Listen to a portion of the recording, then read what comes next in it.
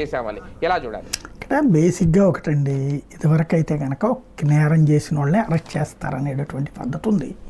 ఇప్పుడు అట్లాంటిది ఏం లేదు. మన కోపం వచ్చినోడల్లా నేరస్తుడే, లేదా వాడిని భయపెట్టాలా, బెదిరించాలా, ఏ రకమైన కేసులు ఈ సినిమాల్లో చూపెడుతుంటారు చూడండి. మొన్న ఈ మధ్యన సింగన్ సినిమాలు అనుకుంటే ఎవడో చిరాకు తెప్పించాడని వాడి మీద నాడి ఇంట్లో వాడి దాన్ని ఏమంటారు వెహికల్లో 4 మద్యం వేసేసి క్యాన్లు వేసేసి మద్యం అక్రమం రావడం. ఇదివరకు మనకు తెలిసి పల్లెటూళ్ళలో జరిగేది ఈ ఘర్షణలో.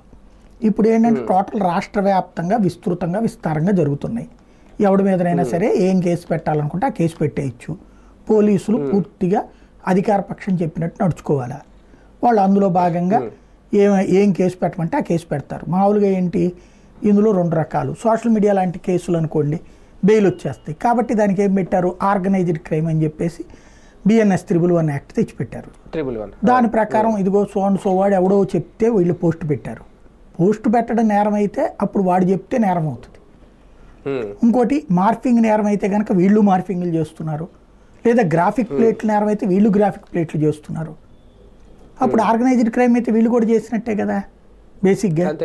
కానీ ఒకటి చేస్తే ఆర్గనైజ్డ్ క్రైమ్, ఇంకొకటి చేస్తే కనుక శృంగారం, ఒకటి చేస్తే శృంగారం, ఇంకొకటి చేస్తే విచారం. ఇది ఒకటి నడుస్తుంది. ఇది కాకుండా లేదు వాళ్ళకి తర్వాత బెయిల్ వస్తుంది అనుకున్నప్పుడు, లేదా వాళ్ళ క్యారెక్టర్ అసాసినేషన్ చేయాలన్నప్పుడు దొంగ కేసులు పెడుతున్నారు. ఏంటి, వాడు నీ మీద వాంగ్మూలం ఇచ్చాడు కాబట్టి నీ మీద కేసు. ఇట్లాంటి విచిత్రమైన కొత్త ఫార్ములాలు వచ్చినాయి అన్నమాట.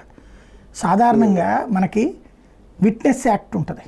అంటే మీరు ఒక సాక్షి సో వాడు చెప్పాడు అన్నప్పుడు వాడి సాక్ష్యం ఎప్పుడు చెల్లుబాటు అవుతుందంటే ఆ సాక్షి చెప్పిన సమాచారం ఆధారంగా అవతల వాడు నేరస్తుడు